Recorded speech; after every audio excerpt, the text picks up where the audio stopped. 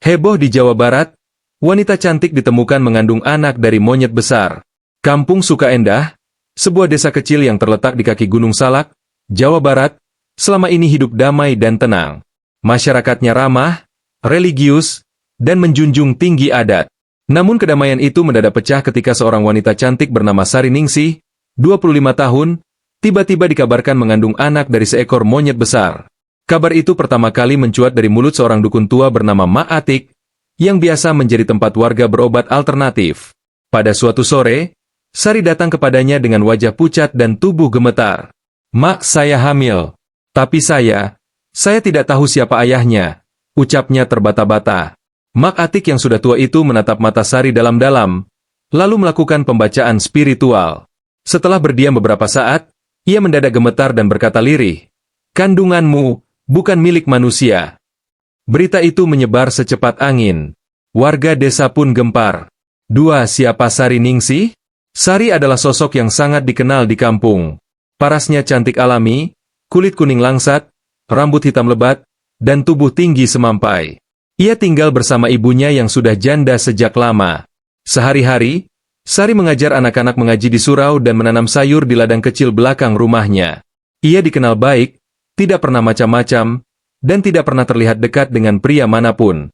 Karena itulah kabar kehamilannya menjadi semacam bencana moral di tengah masyarakat. "Sari?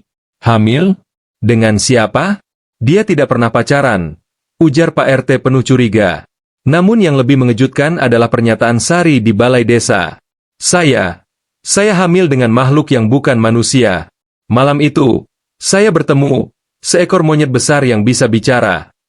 3 malam aneh di hutan larangan. Menurut pengakuan Sari, semuanya bermula saat ia tersesat di hutan belakang kampung. Saat itu hujan lebat turun, dan ia berlindung di balik pohon besar. Di sanalah ia bertemu dengan seekor monyet besar, sebesar manusia dewasa, dengan bulu coklat keemasan dan mata yang berbicara.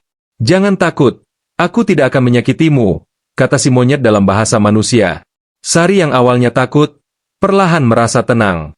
Makhluk itu membawanya ke sebuah goa dengan cahaya aneh, memberinya makanan dan minuman yang membuat tubuhnya hangat dan mengantuk. Malam itu, dalam setengah kesadaran, Sari merasa disentuh dengan lembut, dan tubuhnya menyatu dalam mimpi yang tidak sepenuhnya bisa ia jelaskan. Keesokan paginya, ia bangun di sisi hutan. Ia mengira semuanya mimpi. Namun, beberapa minggu kemudian, perutnya mulai membesar. 4 pemeriksaan medis, tak masuk akal. Warga yang tak percaya lalu meminta bantuan puskesmas desa untuk memeriksa kandungan Sari. Perawat bidan yang memeriksa langsung pucat setelah melakukan USG. Janin ini tidak seperti janin manusia biasa. Ada semacam pola tulang yang aneh, mirip primata, ujarnya. Pihak puskesmas bahkan menyarankan Sari dirujuk ke rumah sakit kota. Namun sebelum sempat dibawa, tim peneliti dan wartawan dari luar negeri datang ke kampung. Setelah kisah ini viral di media sosial, CNN, BBC, bahkan NHK dari Jepang datang untuk meliput. 5 pandangan agama dan ilmu gaib. Ulama kampung dan para kiai menggelar musyawarah. Beberapa percaya bahwa Sari telah disesatkan oleh jin penghuni hutan yang menyamar sebagai binatang.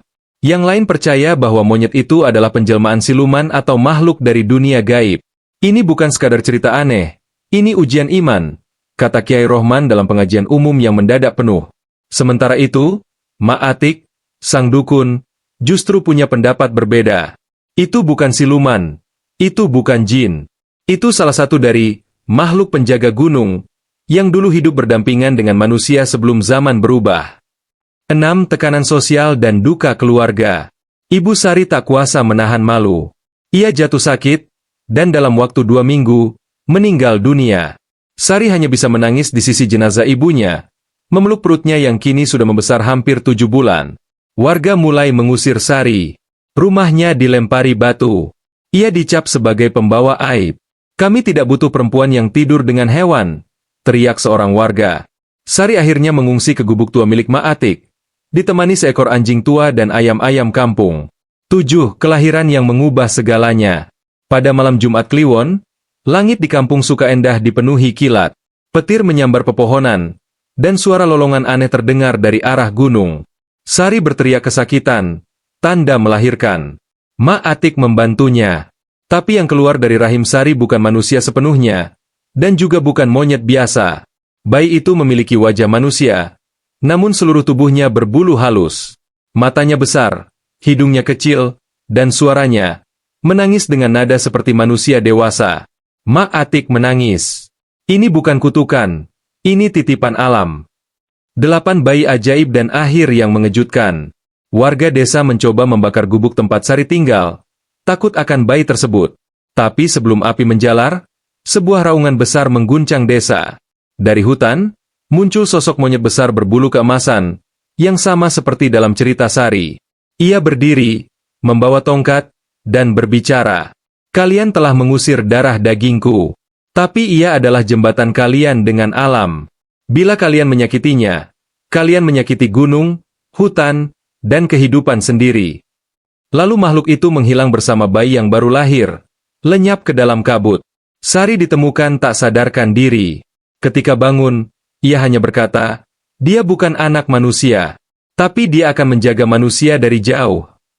9-10 tahun kemudian, legenda Sari menjadi cerita yang diajarkan di sekolah-sekolah lokal.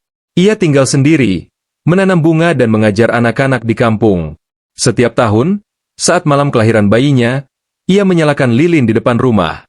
Orang-orang bilang, jika berjalan ke hutan saat bulan purnama, kadang terdengar suara tawa anak kecil, dan raungan lembut dari makhluk besar yang menjaga hutan.